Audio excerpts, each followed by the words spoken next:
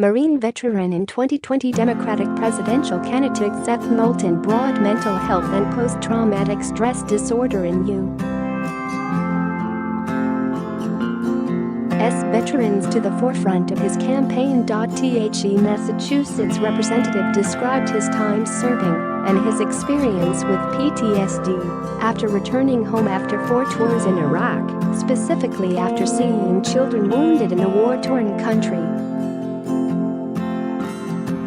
"I admit, this is a place where I did not have the courage to share my own story because I was afraid of the political consequences," Moulton told CNN's Jake Tapper in an interview that aired during State of the Union on Sunday morning.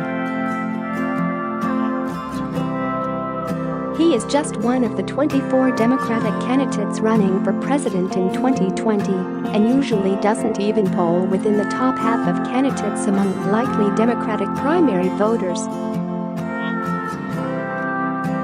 Moulton detailed an experience in the interview where he made the decision to leave a wounded Iraqi boy behind, a decision he says haunts him to this day and contributed to his mental illness.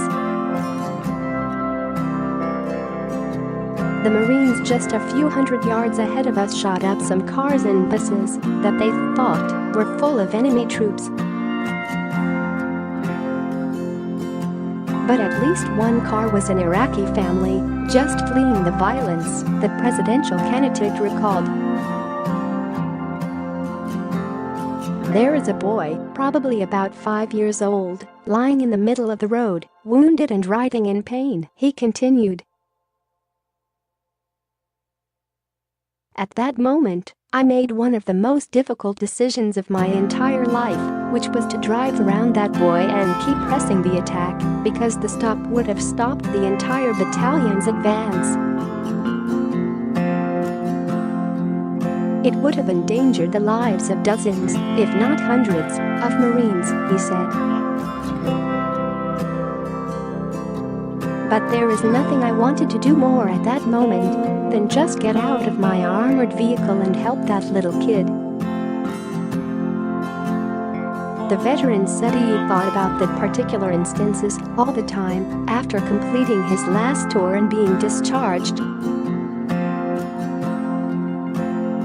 "There was a time when I got back from the war when I couldn't get through a day without thinking about that 5-year-old boy, leaving him in the middle of the road," Moulton opened up. "I'll remember his face until the day that I died." Even though he admitted to suffering from PTSD, Moulton says he has gained back control of his life by seeing a therapist. "After I got back from the war, there were times when I woke up with cold sweats, when I had flashbacks, have bad dreams," he said. "I decided to go talk to someone to see a therapist. And now those issues are under control. Now I control when I want to think about these things. They're still very emotional," he conceded. "They'll stay with me for the rest of my life.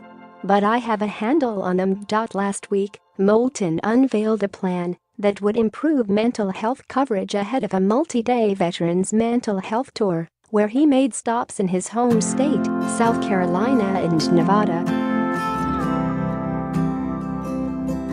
The plan includes making mental health checks for active duty military and veteran, the same as a routine physical checkups.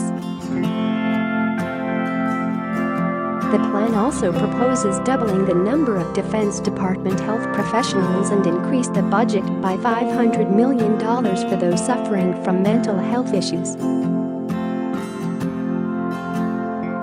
The funding also would create yearly mental health screenings for all high school students and establish a new national mental health crisis hotline for veteran and civilian use.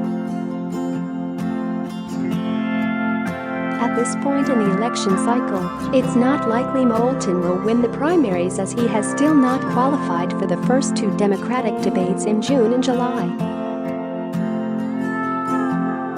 To participate in the first round of debates, the Democratic National Committee set the polling threshold at 1% in at least 4 of the major qualifying polls. To qualify by fundraising, the candidate must hit 35,000 donors with at least 200 unique donors from 20 different states. The DNC capped the first 2 debates at 20 participants, and currently 17 qualify. Despite the unlikely shot at president, Moulton is bringing the issue of mental illness, particularly in veterans, to the spotlight when it's not usually one of the bigger issues in campaigns.